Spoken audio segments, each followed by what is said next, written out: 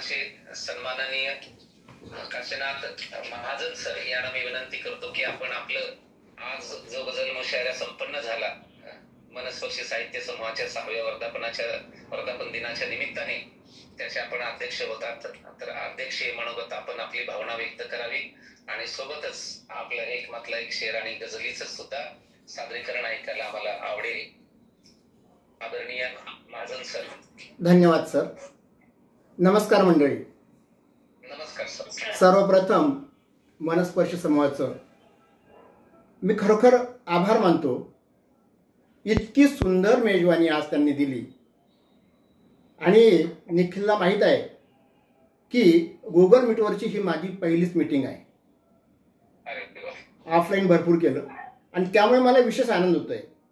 दुसरी गोष्ट म्हणजे अध्यक्षीय भाषण म्हणजे आज फक्त जेवणानंतरचा विडा समजा, कारण एवढं पोट भरले आपल्या सगळ्यांच्या गझल ऐकून की आता आणखी मी तुम्हाला घ्या म्हणून आग्रह करणार नाहीये. तर खरं म्हणजे एवढं पोट भरल्यावर तर ते पचण्यासाठी मी छोटासा विडा देणार आहे, फारसा जास्त लांबवणार नाही आहे. तर पहिली गोष्ट म्हणजे की ही जी दुसरी गोष्ट मला सुचली की शिक्षक दिन कधी असतो माहिती आहे तुम्हाला ना? 5 सप्टेंबर. पण माझा शिक्षक दिन आजच आहे. तुम्ही म्हणाल कसं? शिक्षक दिनाच्या दिवशी विद्यार्थ्याला शिक्षक बनता येतं, हे विद्यार्थ्याच्या दृष्टीने फार मोठं भाग्य आहे. आणि तसंच आज हा एक काशीनाथ महाजन गझलेचा विद्यार्थी आज गझल मुशायराचा अध्यक्ष होतो. शिक्षक दिन नाही तर काय आहे? शिक्षक दिनच आहे. कारण तुम्ही सगळी मंडळी ही मला खरोखर गझलेच्या बाबतीत तरी म्हणतो मी गुरुस्थानी आहेत. पण चला आज द्या विद्यार्थ्याला एक चान्स. तर मी माझं म्हणजे अध्यक्ष मनोगत व्यक्त करण्याआधी आता हे सगळं जो गझल मुशायरा झाला याचा मूळ स्रोत काय? मराठी गझलेचा स्रोत काय आहे? सुरेशजी भट आहेत. त्यांचं पुण्यस्मरण केल्याशिवाय पुढे जाता येणार नाही आहे. आणि म्हणून त्यांना एक मानवंदन देणारी छोटीशी गझल मी आधी सादर करणार आहे आणि मग छोटंसं अध्यक्ष भाषण करणार आहे. चालेल? गझलेचं नाव आहे सुरेशजी भट. बघा त्यांनी काय केलं आणि आपल्याला काय मिळालं. गझलेस न्याय द्याया लढले सुरेशजी भट. गझलेस न्याय द्याया लढले सुरेशजी भट. स्वारस्वतास आता कळले सुरेशजी भट. गझलेस न्याय द्याया लढले सुरेशजी भट. सारस्वतास आत्ता कळले सुरेशजी भट. होती गझल उपेक्षित काळात फार त्यांच्या. होती गझल उपेक्षित काळात फार त्यांच्या. केवळ तिच्याच साठी जगले सुरेशजी भट. निंदा अनेक वेळा झाली हयातभर पण. निंदा अनेक वेळा झाली हयातभर पण. रचता गझल कधी ना खचले सुरेशजी भट. गझल सोडली नाही त्यांनी, फार त्रास झाला त्यांना. जर तुम्ही वाचलं तर बघा. रचता गझल कधी ना खचले सुरेशजी भट. गझलेस या मराठी, बघा काय म्हणतात ते. गझलेस या मराठी मिळणार खूप वैभव. आणि आज त्याचा प्रत्यंतर आलेला आहे. गझलेस या मराठी मिळणार खूप वैभव. येईल तो दिवसही म्हटले सुरेशजी भट. आलेला आहे दिवस. गझलेत रंगणारे आहोत खूप आम्ही. आपण सर्वच जण गझलेत रंगणारे आहोत खूप आम्ही. दैवत मनाचे ठरले सुरेशजी भट. दैवत मनाचे ठरले सुरेशजी भट. लालित्य रेशमाचे, त्यांची गझल कशी होती बघा. लालित्य रेशमाचे त्या मलमली मनाचे. लालित्य रेशमाचे त्या मलमली मनाचे. शब्दातून मुलायम उरले सुरेशजी भट. गेले नाहीत ते, त्यांच्या मुलाम शब्दातून आहे. आणि शेवटचा शेर बघा, स्वप्नात काल माझ्या आले सुरेश जीवन. स्वप्नात काल माझ्या आले सुरेश जीवन, घे वेड तू गझलचे बदले सुरेश जीवन. तर सुरेशजी भटांना प्रणाम करतो. आणि खूप छान. आणि सर मला याच्यावर एक आठवलं की सुरेश भटांनी म्हटलं होतं की जाणते ही बाग माझ्या सोसण्याच्या सार्थकाला, मी इथे हे अमृताचे रोपटे रुजवून गेलो. वा, हे तर बात आहे. आणि आता आजचं जे मला अध्यक्षपद मिळालं ते माझ्या या वेडा मित्रामुळे मिळालं. कारण तो त्या मानसीताईंजवळ वगैरे माझे एवढं कौतुक करतो की त्यांना देऊन टाका यांना अध्यक्षपद. कोण तो? निखिल कोलते. आहात सर, आपण त्या कौतुकास पात्र आहात. आपली प्रतिभा तितकी उंचीची आहे. धन्यवाद सर. सर्वजण जाणतो. आता खरं म्हणजे हां बोला, गझल जी आहे ना, बोला सर. हां, गझल जी आहे ती माझ्या दृष्टीने तरी अशी प्रियसी आहे की मी तिच्या प्रेमात तर पडलो, परंतु तिचं प्रेम आहे की नाही ते कितपत आहे मला अजूनही कळलं नाही. ही झुलवणारी प्रियसी आहे. कधी कधी नंदकिशोर सर काय म्हणतात, ठोंबरे सर तुमचं गझलचं जमतंय बरं का. त्याच्यात हा आपला वेडा आपला हा निखिल म्हणतो, सर तुमचं जमलो, पण तेवढ्यात विजय काकडे सर येतात, सर मला अजून काही खरं तुमचं वाटत नाही, अजून काही शिरलेलं दिसत नाही. तर अशा प्रकारची गझल माझ्या दृष्टीने तर तुमच्या दृष्टीने मला माहीत नाही, पण ही कधी कधी वाटतं अरे जमेल जमेल जमेल, कधी कधी नाही ती अजिबात दाद देत नाही. सर गेले 6 वर्ष झालं ऑनलाईन मी पाहतोय, तुम्ही खूप सगळ्यांची उत्तम जमवून घेता. धन्यवाद सर. आता मी खरं म्हणजे आपल्या प्रत्येक गझलविषयी थोडंसं अभ्यास केला आहे. आणि एक मिनिट, कुठे कागद इथं आहे. हां नाही, दुसरं कागद आणखी तो छोटा कागद आहे का? हां एक मिनिट, बरोबर एक मिनिट.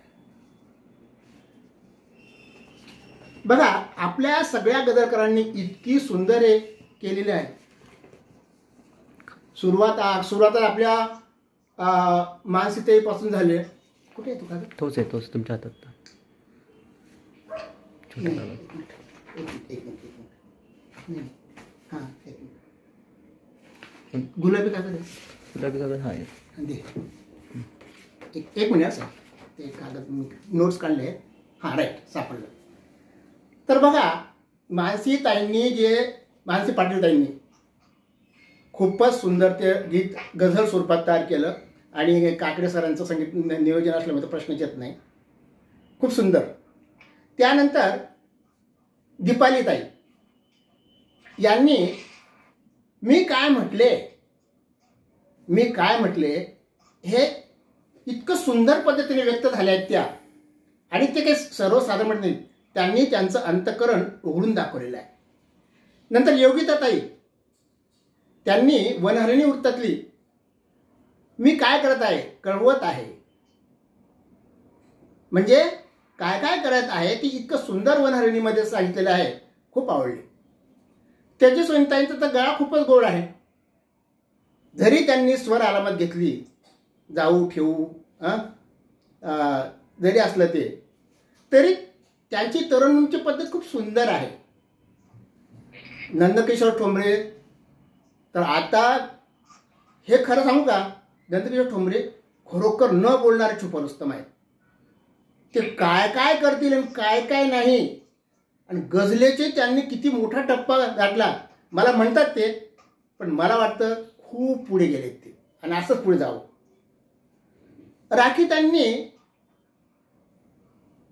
की हे जग कसं आहे, जे काही घडतंय ना, त्यांनी पण वनहरिणीच घेतली. सगळं नंतर जगाला सगळं नंतर जळल्यानंतर कळल्यानंतर असंच हे घडतं माणसाचं. ज्यावेळेस घडायला पाहिजे त्यावेळेस माणूस तसा झोपेतच राहतो. आता सुभाषदादा त्यांनी तर एक मिनिट, श्रावणच्या बाबतीत इतकं सुंदर लिहिलेलं आहे की श्रावण कसा आहे. हा श्रावण रुसतो, हा श्रावण चिडतो, हा श्रावण दुःखी होतो. म्हणजे श्रावणाच्या रूपात त्यांनी माणसाचंच एकंदरीत वर्णन केलेलं आहे त्याच्या स्वभावाचे. मेहमुदाताईंनी सुद्धा वनहाणी रुतलं की ह्या जीवनामध्ये कोणी कोणी कसं कसं या आयुष्याला घडवलं आहे, रडवलं आहे. अशा पद्धती इतकं सुंदर. बरोबर आहे ना ताई? गुट केले काही इतरांची. बरं, आता उज्ज्वलाताईंचा पाऊस खूप सुंदर. त्यांनी पाऊस कसा कसा पाहिला ते त्यांनी सांगितलेलं आहे. तर बघा, आज कोणी सुटला का? सुभाष सर झाले. राखीताईंचं एक मिनिट. हा, वनारणीमध्येच त्यांनी योगिताताई उज्ज्वला एक मिनिट आहे. नोट्स काढले. हा पाऊस काय काय करतो सांगितलं. आई तकतराव ना, त्यांचं नाव काय? योगिता ना? बरोबर. हा, योगिता. तर त्यांनी कळवत आहे, बोलत आहे, ते झालं ना. मी फक्त नाव घेतले ताईंचे, नाव काही घेतलेलं नाही आहेत नोट काढताना. हां, तर अशा प्रकारे सगळ्यांच्या गझल इतक्या सुंदर झाल्या आहेत. आणि म्हणून म्हटलं की माझं पोट भरलं. मी काही आता देणार नाही आहे, मी फक्त पानाचा विडा देणार आहे. तो तुम्ही फक्त चघळायचा आहे आणि पचन रवंत करायचं आहे. म्हणजे आजची गझलेचं जे जेवण आहे ते सुंदरपैकी पचणार आहे. तर मी आता तुमचा जास्त वेळ न घेता एक मतला 2 शेर आणि एक गझल सादर करतो. Yes sir.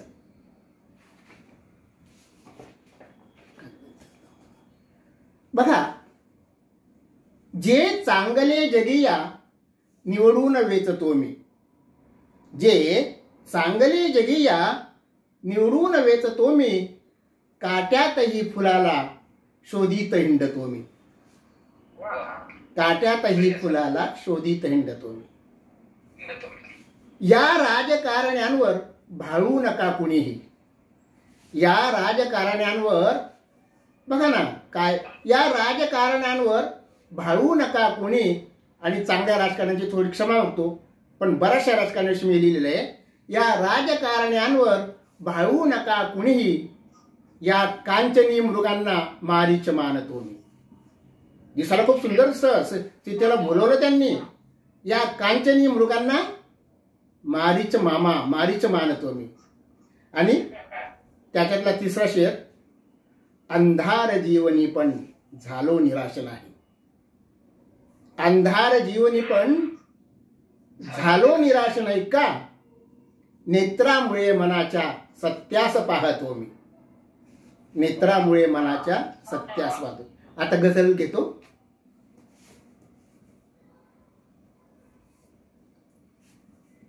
सांज वेळी वाट कोणी पाहणारे पाहिजे. सांज वेळी वाट कोणी पाहणारे पाहिजे, अंतरीचे भाव सारे जाणणारे पाहिजे. सांज वेळी वाट कोणी पाहणारे पाहिजे, अंतरीचे भाव सारे जाणणारे पाहिजे. बंगला असला कितीही भव्य आकर्षक जरी, बंगला असला कितीही भव्य आकर्षक जरी, त्यात कोणी मन मिळावू बोलणारे पाहिजे. सागरी दिसतात पुष्कळ डोलणारी गलबते. सागरमध्ये दूरवर सागरी दिसतात पुष्कळ डोलणारी गलबते, या किनाऱ्याला कुणीसे लागणारे पाहिजे. एखादा किनाऱ्याला यायला हवं ना, खूप खूप गलबत आहेत. सागरी दिसतात पुष्कळ डोलणारी गलबते, या किनाऱ्याला कुणीसे लागणारे पाहिजे. जीवघेणी वाटतेही शांततेची सभ्यता. शांतता किती आहे, सभ्यता किती पाळायची. जीवघेणी वाटतेही शांततेची सभ्यता, काढूनी कोणी कुरापत भांडणारे पाहिजे. काढूनी कोणी कुरापत पाहिजे, मला आवडतंय. काढुनी कोणी कुरापत भांडणारे पाहिजे. सर्व काही देव करतो सांगणारे पाहतो. ठीक आहे, देव मानू आपण, पण सर्व काही देव करतो सांगणारे पाहतो. मानवी कर्तृत्व कोणी मांडणारे पाहिजे. मानवी कर्तृत्व कोणी मांडणारे पाहिजे. पाहतो ना रूप वरवर, पाहतो मन आतले. पाहतो ना रूप वरवर, पाहतो मन आतले. नेहमी प्रेमास पूजा मानणारे पाहिजे. नेहमी प्रेमास पूजा मानणारे पाहिजे. नाव आहे तेच, शेवटचा शेर आहे. नाव आहे तेच पण ते गाव नाही राहिले. गाव बदललेत बघा आपल्या. आता आपल्या गावात जाऊन बघा, नाव तेच आहे. आमचं पातोंडा आहे, कोणाचं बारामती आहे, पण आधीचं बारामती आणि आताच बारामती किती फरक आहे. नाव आहे तेच पण ते गाव नाही राहिले. ठेवणी एकी कुशीने नांदणारे पाहिजे. सांजवेळी वाट कोणी पाहणारे पाहिजे. मला ही माझी पहिलीच ऑनलाईन हे मुशायरा आहे, पण मला एक सांगू का, याच्यात एक गोष्ट खटकली. काय खटकली? एक गोष्ट खटकली की गझल मुशायरा आणि तुम्ही तो वाहवा करणारे तोडच मुके केले हो, दाबले तुम्ही तंत्रामुळे. मला प्रत्येक गझलला वावा म्हणायचं होतं, पण माझं तोंडच बंद करून ठेवलं, म्यूट करून ठेवलं ताईंनी. तो इथे अडचण होते, अशी होते सर की बरेच माईक चालू असले की मग मुख्य बरोबर, कारण बरोबर हे आपली दोष, आपला दोष नाही, हा तांत्रिक दोष आहे. पण एक मोठा आनंद आपण या तंत्रज्ञानामुळे गमवतो. म्हणजे जेवढं तंत्रज्ञान चांगलं आहे ना, वास्तव ते वास्तवच बघा, आहे की नाही. तर खरोखर मी पुन्हा एकदा सगळ्यांना धन्यवाद देतो. आणि माझं अगदी छोटंसं थोडकं मोडकं भाषण ऐकून घेतलं तर मला अभिप्राय जरूर कळवा.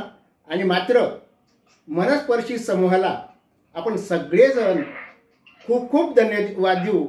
आणि हा वटवृक्ष असाच वाढो. त्यांचा हा 6वा वर्धापन दिन आहे, तरी एवढा मोठा वृक्ष, त्यांना तर माझ्या शुभेच्छा आहेतच. आणि खरोखर ही सगळी टीम मला परिचित आहे, त्यामुळे हे नाही. आणि ते निखिल माझे परिचय वगैरे झालेला आहे. मधून मधून आम्ही गप्पाही मारत असतो. तर धन्यवाद सगळ्या गझलकारांना, धन्यवाद. खरोखर सुंदर गझल आहे गझलकार. आणि जे सुरेशजी भट म्हणाले की या मराठी गझलला एक दिवस चांगलं वैभव मिळेल, त्याची लक्षणं आज दिसली आहे. एवढं बोलून सगळ्यांना धन्यवाद देऊन मी माझे छोटंसं 2 शब्द संपवतो.